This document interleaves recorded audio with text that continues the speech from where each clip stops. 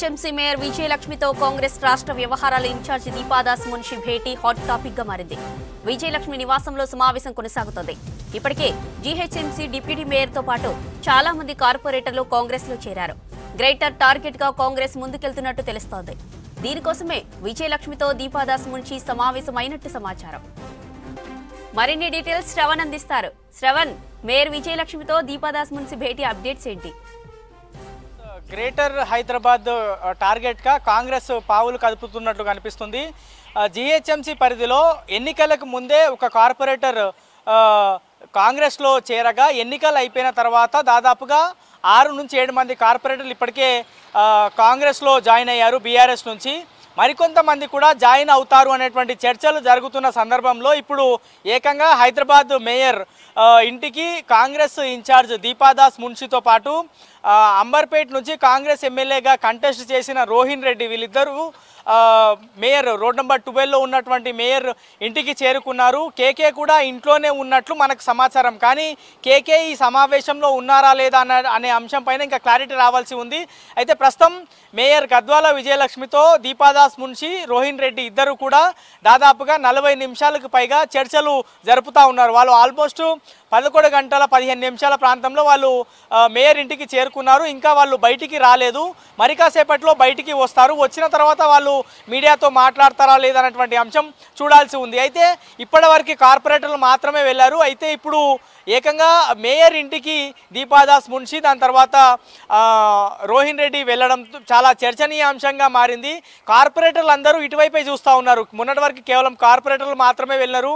And రీసెంట్గా కేటీఆర్తో కార్పొరేటర్లు, హైదరాబాద్కి సంబంధించిన కార్పొరేటర్లు అందరూ చర్చ జరిగినప్పుడు, అంటే మీటింగ్ జరిగినప్పుడు పార్టీని ఎవరు వదిలేది లేదు అనేటువంటి అంశం కేటీఆర్తో చెప్పారు. అండ్ కేటీఆర్ కూడా రాబోయే రోజుల్లో పార్టీకి మళ్ళీ మంచి రోజులు వస్తాయనేటువంటి చెప్పే ప్రయత్నం చేశారు. అంటే కొంతమంది కార్పొరేటర్లు ఇప్పటికే పార్టీ మారిన తర్వాత ఆ కాన్ఫిడెన్స్ ఇచ్చేటువంటి ప్రయత్నం చేశారు. కానీ దాని తర్వాత వరుసగా జరుగుతున్నటువంటి పరిణామాలు చూస్తే మనకి రీసెంట్గా ఒక 18 మంది కార్పొరేటర్లు బీఆర్ఎస్ నుంచి కాంగ్రెస్లోకి జాయిన్ అవుతారు అనేటువంటి సమాచారం ఉండే.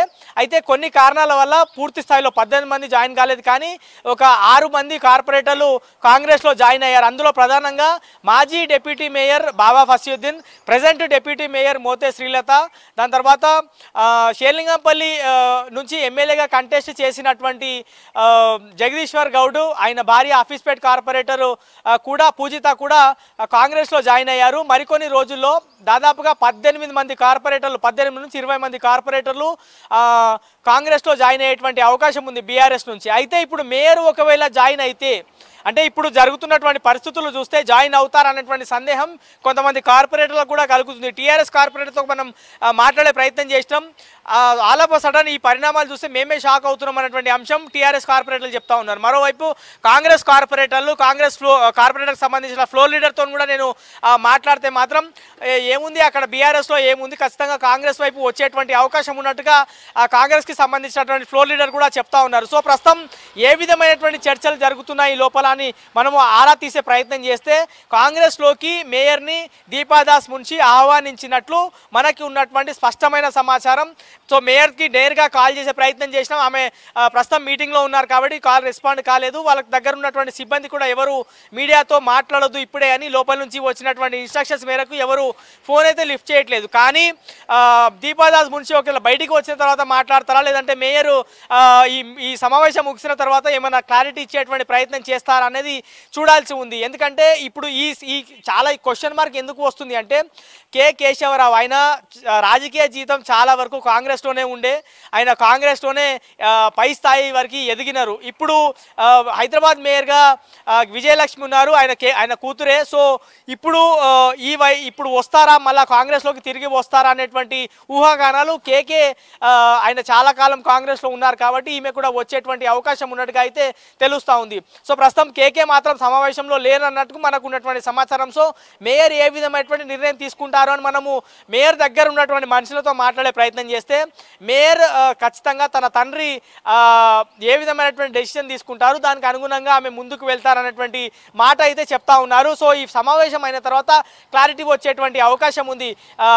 కాంగ్రెస్లోకి వెళ్తారా, ఇప్పుడు వెళ్తారా, లేకపోతే కొన్ని రోజులు ఆగి వెళ్తారా అని. ఎందుకంటే పార్లమెంట్ ఎన్నికలు సమీపిస్తూ ఉన్నాయి. మే 13వ తారీఖున ఎన్నికలు జరగబోతున్నాయి. సో అప్పటి వరకు చాలా పరిణామాలు గ్రేటర్ హైదరాబాద్ వ్యాప్తంగా చోటు చేసుకునేటువంటి అవకాశం ఉంది. రీసెంట్గా జరిగినటువంటి ఎన్నికల్లో కాంగ్రెస్కి ఎమ్మెల్యేలు ఎవరు గెలవలేదు. సో దాన్ని దృష్టిలో పెట్టుకొని జిహెచ్ఎంసీ పరిధిలో జిహెచ్ఎంసీ మీద ప్రత్యేక ఫోకస్ పెట్టారు. మొన్నటికే ఖైరతాబాద్ ఎమ్మెల్యే దానం నాగేందర్ ఇప్పటికే కాంగ్రెస్లో జాయిన్ అయ్యారు. ఆయన సికింద్రాబాద్ ఎంపీగా కూడా పోటీ చేయబోతున్నారు. ఇక కార్పొరేటర్లు చేరితే రాబోయే రోజుల్లో మంచి ఫ్యూచర్ ఉండేటువంటి అవకాశం ఉన్నట్లుగా కొంతమంది కార్పొరేటర్లు చెప్పేటువంటి ప్రయత్నం చేస్తూ ఉన్నారు.